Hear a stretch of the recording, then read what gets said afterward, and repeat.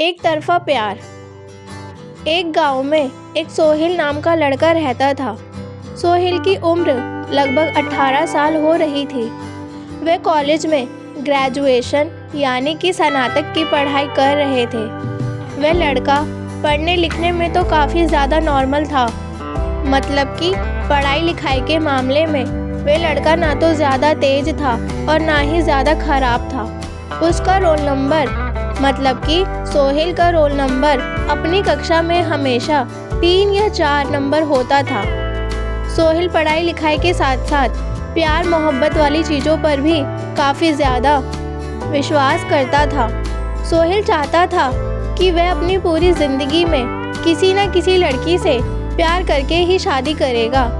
जयपुर शुरुआत में ग्रेजुएशन में पढ़ाई कर रहा था, तो प्रथम सेमेस्टर में उसे किसी प्रकार की कोई प्यार करने की हिम्मत नहीं लगी थी।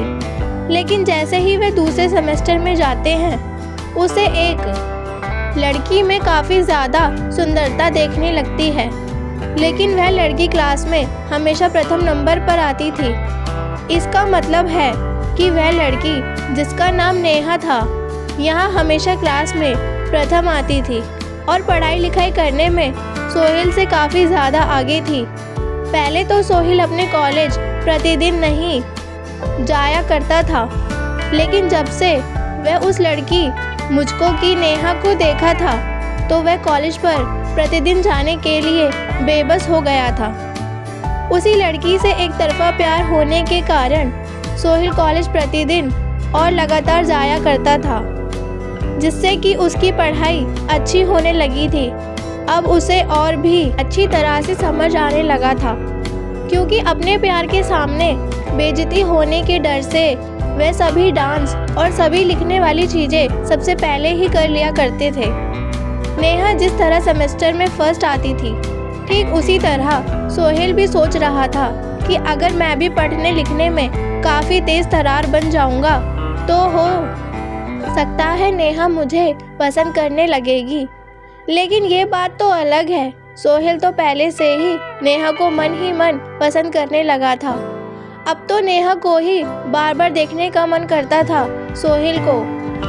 आपको बता दें कि सोहेल हमेशा उसी टेबल में बैठा करता था जिसके सामने नेहा बैठा करती है। अब धीरे धीरे दोनों में काफ़ी ज़्यादा बातचीत होने लगी थी, क्योंकि प्रतिदिन कॉलेज जाने के कारण उसे रोज़ाना कॉलेज जाने वाली लड़कियों लड़कों से काफ़ी ज़्यादा मिलजुल तथा पहचान हो गया था।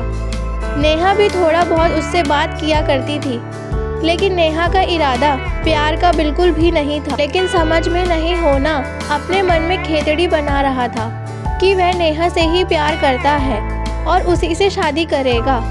आपको बता दें, ज़िंदगी आगे जैसे जैसी गुजर रही थी, सेमेस्टर में पढ़ाई वैसे ही गुजर रही थी। वैसे अब सोहेल को नेहा से बिछड़ने का दर्द भी मिलने ही वाला था, क्योंकि सोहेल नेहा से तरफा प्यार किया करता था। इसलिए मैं नेहा को सोहेल के प्यार के बारे में कुछ नया तो जानकारी भी नहीं थी। धीरे धीरे नेहा और सोहेल तथा सेमेस्टर के सभी लोग अंतिम सेमेस्टर मतलब कि 6 सेमेस्टर में पहुंच गए थे। अंतिम एग्ज़ाम होने वाला था और सोहेल को काफ़ी ज़्यादा दर्द महसूस होने लगा था नेहा से बिछड़ने का। अब तो धीरे धीरे सोहेल का मन बिल्कुल भी नहीं लगने लगा था, क्योंकि वह नेहा से बिल्कुल भी किसी भी हालत में बिछड़ने के लिए नहीं सोच रहा था। आपको बता दें कि सोहेल धीरे धीरे अब तो रोने की जैसी हालत बना लिया था, क्योंकि अब तो उन्हें यह भी लग रहा था कि महज कुछ दिनों की बात है, कॉलेज बंद हो जाएंगे, सभी की छुट्टियां हो जाएगी, फिर अब कौन कॉलेज में नामांकन कर आएगा। तो सभी लोग अपने अपने घर जाकर अपने अपने शहरों में ही पढ़ाई करने वाले थे। ऐसे में सोहेल काफ़ी ज़्यादा दुखी रहने लगा था। एक दिन जब सेमेस्टर 6 आखिरी एग्ज़ाम चल रहा था, लोगों को एक दूसरे से बिछड़ने का वक्त आने ही वाला था।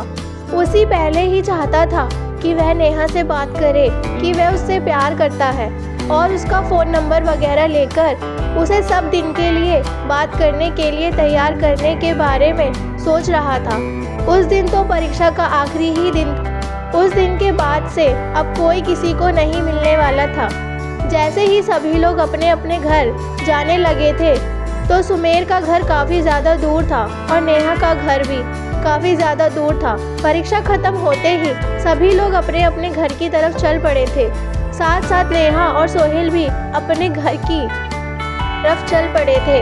वैसे तो पहले नेहा को लेने के लिए उसके पिताजी को ले जाया करते थे, लेकिन उस दिन एग्ज़ाम दूसरी पाली में चल रही थी और काफ़ी ज़्यादा शाम हो गया था। हो सकता है नेहा के पापा को किसी तरह का कोई काम हो और वे उसे लेने के लिए नहीं आए थे। नेहा को इस बात की जानकारी बिल्कुल भी पहले से ही थी, इसलिए वे अपने घर जाने के लिए बस तथा ट्रेन के बारे में पता करने के लिए स्टेशन तथा स्टेशन के बगल में बस अड्डे पर पहुंचने लगी थी। लेकिन सोहेल हमेशा से ही ट्रेन के माध्यम से ही अपने घर जाया करता था, क्योंकि कॉलेज से महज 3 स्टेशन ही होते थे उन्हें घर जाने के लिए। क्योंकि सोहेल का घर और कॉलेज मात्र 15 किलोमीटर की दूरी पर ही था, लेकिन हम बस तथा ऑटो में किराया ज़्यादा होने के कारण वे हमेशा ट्रेन से ही सफ़र किया करता था। हमेशा की तरह उस दिन भी सोहेल अपने घर जाने के लिए रेलवे स्टेशन में जाकर ट्रेन का इंतज़ार कर रहा था। ठीक वैसे ही उधर से नेहा गुजरती हुई आई। जैसे ही सोहेल की नज़र नेहा पर पड़ती है वह काफ़ी ज़्यादा विचलित हो जाता है और आश्चर्यचकित हो जाता है। सोहेल सोचता है कि आज नेहा स्टेशन पर क्या कर रही है। हो सकता है नेहा भी अपने घर उसी ट्रेन से जाने वाली है जिस ट्रेन से मैं जाऊंगा। ऐसे में जैसे ही नेहा की नज़र सोहेल पर पड़ी वह तुरंत जाकर सोहेल से पूछती है कि मुझे भी घर पे ही ट्रेन से जाना है, चलो अच्छा हुआ तुम मिल गए हो, अब हम दोनों साथ में अपने घर के लिए चलेंगे। तभी सोहेल कहता है कि हाँ ठीक है, हम दोनों साथ में चलेंगे। उसके बाद नेहा पूछती है कि ट्रेन कितने बजे आएगी। तभी सोहेल कहता है कि ट्रेन की कोई जानकारी उपलब्ध तो नहीं है, हो सकता है कुछ टाइम लगेगा, उसके बाद ट्रेन आ जाएगी। फिर दोनों में आपस में बातचीत शुरू हो जाती है। दोनों काफ़ी घंटे तक, लगभग 1 घंटे तक बातचीत करते हैं। फिर उसके बाद दोनों हरियल आते ही उस ट्रेन पर चढ़कर अपने घर की तरफ चल पड़ते हैं। दोनों एक साथ एक ही सीट पर बैठते हैं। दोनों में